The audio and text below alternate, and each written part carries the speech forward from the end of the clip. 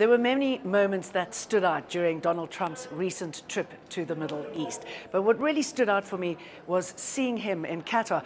And I say that because during his first stint as president, he accused the country of sponsoring terrorism. And this came at a really bad time. I was living in Qatar at that time, working for Al Jazeera, and we were all deeply concerned because Saudi Arabia, Trump's ally, was working alongside the United Arab Emirates to unseat the regime in Qatar. Somebody obviously reminded Donald Trump that Al Udeid, one of the biggest US military bases in the Middle East, is based in Qatar. All airstrikes on Syria, Afghanistan, and potentially Iran come from that military base. So zoom in to 2025, and Donald Trump becomes the first sitting US president to visit the state of Qatar. What a dramatic turnaround in that relationship.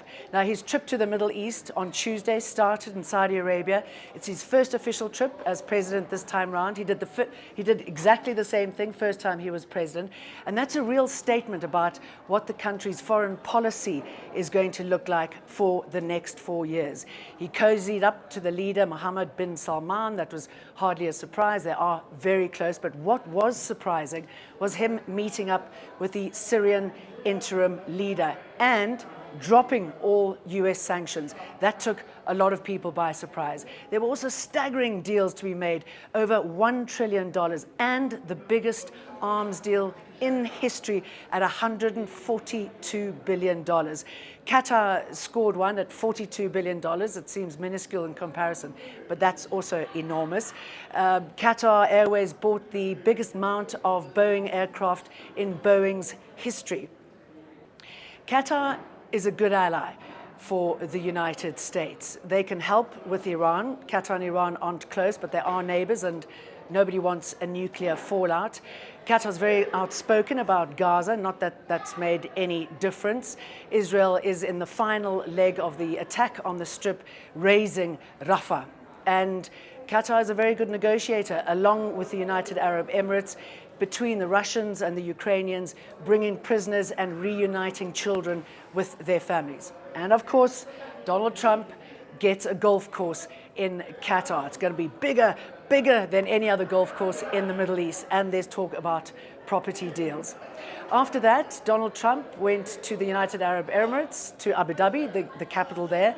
And what really stood out was this cooperation between the two countries when it comes to AI. They're talking about a project which will make the United Arab Emirates the biggest AI player in the world.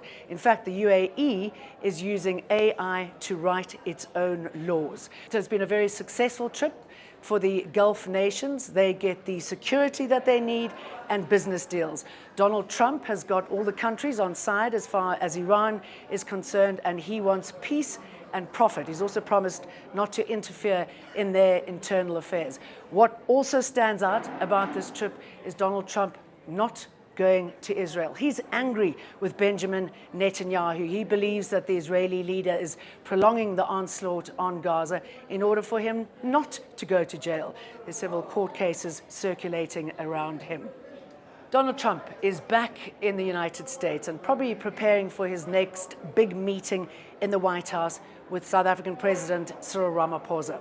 Will Ramaphosa, considering the strains between the two, be given the type of reception that Zelensky got, that sort of rebuff, or, and I'm sure Ramaphosa hopes it'll go this way, will he face a Qatar-style reset?